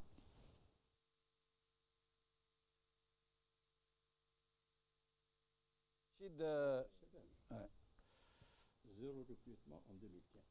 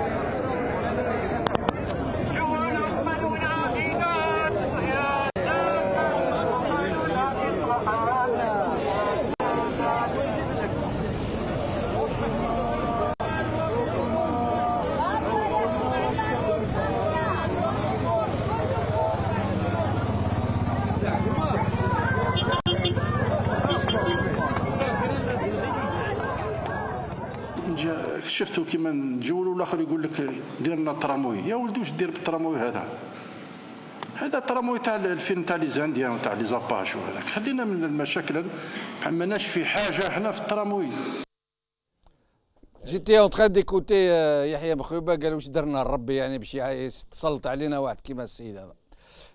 Sofiane Djilali, vous avez vu la marche de Sofiane Djilali de Bjaya et d'Oran. Oran a été empêché par la police. À Bjaya, vous avez vu des milliers de gens, des jeunes, hein, contrairement à ce que dit Hamlet Ramdan, qui n'étaient pas là pour réclamer des logements et des petits sous, mais qui étaient en train de fêter le 1er mai, fête des travailleurs, mais aussi fête des chômeurs. Sofiane Djilali. Écoutez, on les a vus, oui, mais on les a vus sur les réseaux sociaux ou sur le Magharibi. On ne les a pas vus sur le NTV ni les chaînes privées en Algérie. Comme quoi, les images qui dérangent, on l'empêche de passer. Donc, on revient toujours au même problème. Le pouvoir a fait en sorte qu'il n'y ait aucune possibilité de formation sérieuse de partis politiques ou de prise de conscience en s'attaquant à la racine aux partis politiques, en fermant les médias, en manipulant la démagogie et en utilisant l'argent du peuple pour s'acheter une paix civile et continuer sur le même chemin. Mais tout ça, je pense qu'on est bientôt à la fin de ce cycle-là et l'Algérie devra se débarrasser en muant, vous savez, comme les serpents qui perdent leur vieille peau, pour se donner une nouvelle peau beaucoup plus souple et nouvelle et fonctionnelle. Moi, je préfère l'image de la chrysalide, de cette chenille qui se transforme en papillon. Un très beau papillon et qui va vers son avenir, vers demain. Je vais faire un... Et moi, je m'attends à ce que, après toute cette période odieuse, que la société algérienne va s'épanouir et s'ouvrir en se débarrassant de ce régime-là qui est condamné historiquement. Restez avec nous jusqu'à la fin de l'émission, Sofiane Djilali. Je vais faire donc un dernier tour de table, en commençant par vous. et quand j'arriverai à Abdo, je lui demanderai de nous faire une petite explication de texte sur la publicité de la presse. حملة رمضان. احنا خلينا نتكلم بالعربية أفضل. إذا كان أردنا أن نكون سدا منيعا للفساد، النظام فيه فساد، هذه حاجة يعرفها العام والخاص. كيف أنا نقعد في داري ما ننشطش، عندي مبادئ، عندي مواقف، عندي كذا، ونقعد في داري ونقول حارب الفساد من داري؟ هذا شيء أمر مستحيل، أمر يستحيل أن أحارب الفساد وأنا في زاوية في بيتي راكن راقد ما ندير والو. إذا ما أردنا فعلا أن يحدث تغيير وبالطرق السلمية وبالطرق السياسية، يجب أن نكون مدافعين عن مبادئنا، مدافعين عن مواقفنا، مدافعين عن أفكارنا وعن توجهاتنا وغير ذلك. احنا نشوف في رؤساء أحزاب في الجزائر، أنا بالنسبة لي رئيس حزب راه في المعارضة ما يهمنيش، هذا اللي يبان لي كهلال العيد، يبان لي غير في لي زيشيونسي إلكتورال، يروح يترشح هو الأول على رأس القائمة. وش من النشاط الحزبي راه يدير به، وش من التجنيد راه يدير به، وش من الحشد الشعبي يدير فيه من 2017 ل 2022 ما يدير والو. 2022 يجي يترشح ويقول لي نغير، ما قادرش تغير بالطريقه هذه. الا بغيت تغير روح ادي وظائف، والوظائف نتاعك كحزب، روح قوم بالتجنيد، قوم بالحشد الشعبي، قوم بشرح المشروع السياسي نتاعك، قوم بشرح المواقف نتاعك الثابته، قوم بشرح المبادئ نتاعك الثابته، واكسب الشعب، واكسب اكسب القاعده من الاسفل الى الاعلى. موش انت قاعد الفوق تلحق 2022 تروح تترشح تد ليست تضمن فيها 30 مليون دو سنتيم وتقول انا في المعارضه. لا ماكش معارضه. سعد بوعقبه كلام اللي يقول فيه يظهر في النظرة العامة صحيح، ولكنه غلط على طول الخط، لأن الإرادة السياسية للسلطة في بناء أحزاب موصلة للسلطة وليس أحزاب مؤيدة للسلطة هي اللي أنتجت الظواهر هذه. أحزاب هم اللي يسابقوا يكونوا رؤساء أحزاب، وأحزاب تنتج الشيتا وتنتج التأييد للسلطة أكثر مما تنتج نضال من أجل التغيير. خليني دليلي ان السلطه ما تخليش الناس هذو في 91 الفيس ماهيش القياده تاعو اللي ترشحت، لا فعلا ماهيش القياده تاعو اللي ترشحت، ايت احمد موشه هو اللي ترشح. احزاب حقيقيه موصله للسلطه هذو ما خلاوهمش، داروا لهم خيش بيش وحلوهم بطريقه او باخرى. لا فعلا قلبوها 10، الفيس نحاوها خلاص من الخريطه، لا فاس حتى ولا في الوضع اللي راح فيه. إذن المسؤولية تتحملها السلطة. نهار تسمح السلطة بتكوين أحزاب موصلة للسلطة وليس أحزاب مؤيدة للسلطة، هناك يصبح النضال اللي يتكلم عليه قابل للتطبيق. لكن الآن لا يمكن تناضل باش تجيب الناس وتسلمهم للسلال هو اللي يكلاصيهم. ونزيد نقول لك الانتخابات الآن القوائم اللي عدوها أسوأ من تاع الحزب الواحد في ايام الخيوبه، لان في الحزب الواحد كانوا يعطونا 3 من الناس ويقول لك خير، يعني نسبه الاختيار عند الشعب 1/3. الان هو يدير القائمه ويحط لك اللي يحب هو في راس القائمه ويخرج هو، شو كيفين ما كاش حتى هذه تاع 3 اللي كان في الحزب الواحد. اذا اللي يتحمل المسؤوليه هو السلطه وليس الاحزاب. يعني الاحزاب المفروض تقطع ورقها وتستقيل، لان الحياه السياسيه غير قابله للعمل. بارك الله فيك. انا نوافق سي بوعقبه، لانه في 91 ولا في 90 كان الامين العام لحزب جبهه التحرير الوطني، وانا مانيش افنان، عمري ما كنت افنان، بصح كانوا يسموه الانسان الله يرحمه عبد الحميد مهري. اليوم لو فنان اون دي فيغور ديال فنان سي طليبه. شوف يعني منين كنا وين لحقنا اون اسباس دو 20 ans. وهذا جاي في تدجين، نتيجه تدجين الاحزاب السياسيه والجمعيات والنقابات اللي هضر عليها السي بوعقبه، وين لحقنا اليوم باحزاب مشاركه مدجنه من الداخل، وناس ما عندهم حتى مستوى، ما عندهم حتى علاقه مع السياسه، راهم على راس هذه الاحزاب. الان الاخ يتكلم عن الاحزاب المعارضه، انا نوافقوا، يعني الاحزاب ما عندهاش كذلك مصداقيه. انا ما نتكلمش على سفيان جلالي ولا على كريم طابو اللي نفكر، والاخ بالك نسى. لا ماشي نو، حتى الاحزاب نفرقوا ما بين الناس، ماشي مشكل. انا عندي سفيان جلالي وحركه حماس ماشي كيف كل واحد يعرف.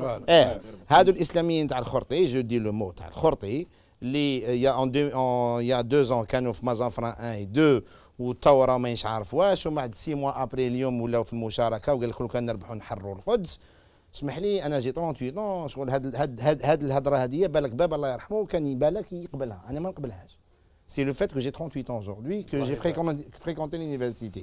C'est pour ça que je vous dis, les jeunes, monsieur, je suis pas là pour vous répondre, mais j'ai été un petit peu vexé personnellement par ce que vous avez dit. J'accepte. Maintenant, هاد الأحزاب المشاركة تاع المعارضة اللي كانت مازافران 1 مازافران 2، سيدي بعقبة يعرفها، كان في تنسيقية. حنا يا 1 an 2 ans في حركة رشاد كنا نشوفوا بلي هاد الأحزاب تقدر تكون حل، جزء من الحل. وفي الاجتماع الثاني دعونا ورحنا وباركنا، ماشي مشكل خوتنا الجزائريين، ولا لازم نلقاو الحل، نلقاو مع كل الجزائريين ومع كل افيك توت لي توندونس بوليتيك. انا شخصيا دخلت القاعه شفت لو كومبورتمون، بلا ما نهضر على الكونتوني بوليتيك، لو كومبورتمون دي جون تاع الناس شغل عندهم ان بروبليم ديغو، مسميه بن خلاف مقري جاب الله سي البون ديو سور تير. شكون يهضر معنا هذا يدير لي تغيير، أنا هذا نمشي معاه وندير معاه برنامج سياسي. Alors qu'ici en France, un homme politique, هذا Montebourg ou n'importe quel homme politique, que ce soit de gauche ou de droite, quand il fait sa campagne électorale, c'est monsieur tout le monde, il vient expliquer à tout le monde son programme politique et il drague les électeurs. حنا يهضروا معنا بكبر. هذه الأحزاب المشاركة اليوم اللي كانت في المعارضة في مازافران 1 ومازافران 2 اليوم أصبحت جزء من المشكل. بمعارضتها ونفاقها السياسي. Vous ne pouvez pas dire il y a 1 an de ça, vous ne pouvez pas appeler à la révolution. En 2014, ils ont délégitimé les élections présidentielles de Bouteflika, ils avaient raison. Mais واش تبدل من 2014 ل 2017؟ على هالنظام في 2014 كان مزور واليوم اصبح مصلح. يعني هذا سعد بوعقبه ثانيه شوف برك التدهور المستوى السياسي اللي يحصل في البلاد في 1928 كنا نطرحوا القضيه الوطنيه في اطار شمال افريقيا. الان حصرناها ولينا نطرحوا القضيه في اطار الماك. شفت سبحان الله. عبدو la publicité, une petite explication de texte très rapide, il nous reste. Une explication de texte claire, c'est est-ce qu'on peut changer un pays sans des médias fiables, sans des médias indépendants, sans des médias professionnels? La réponse est non. La réponse pourquoi elle est non? Parce qu'en Algérie, il y a un monopole sur 350 millions de dollars. C'est ça le marché publicitaire en Algérie. 350 millions de dollars. Il y a un monopole mafieux sur cette manne publicitaire et on utilise cet argent-là pour influencer la ligne éditoriale des journaux et pour les obliger à rester dans cette médiocrité. Comment ça se passe? Avec l'ANEP qui hakmat les appels d'offres du gouvernement, etc., qui elle ne fait pas de digital, ne fait pas d'internet. Donc où c'est ça qui ne fait pas d'internet? Les journaux, etc. Donc les appels d'offres Naqso. À cause de l'incompétence des dirigeants de l'ANEP, les entreprises algériennes, ils jubent de l'euro le marché noir, ils envoient leurs euros vers Facebook, vers Google. Donc ils enrichissent des plateformes internationales qui ne créent aucun emploi. Aujourd'hui, imaginez, même les candidats aux élections législatives, etc., ils payent en euros de manière illégale, parce que la loi ne l'autorise pas, les plateformes Facebook et Google, pour enrichir, alors qu'il n'y a aucune contribution à l'économie numérique. Et il y a des kharadjiyas. De reste, après la NEP, et c'est une grande contradiction, il y a aussi un nombre important d'agences publicitaires. Je l'apprends, des agences en dehors de la NEP. En dehors de la NEP. Et qui appartiennent à qui? Et qui appartient. Il y a une agence qui appartient par exemple au fils du conseiller Rugab, qui ont un allégorie. Je n'ai rien contre allégorie et Rugab, mais ils obtiennent des marchés. Si on prend toutes les agences de communication, il faudrait toute une émission là-dessus.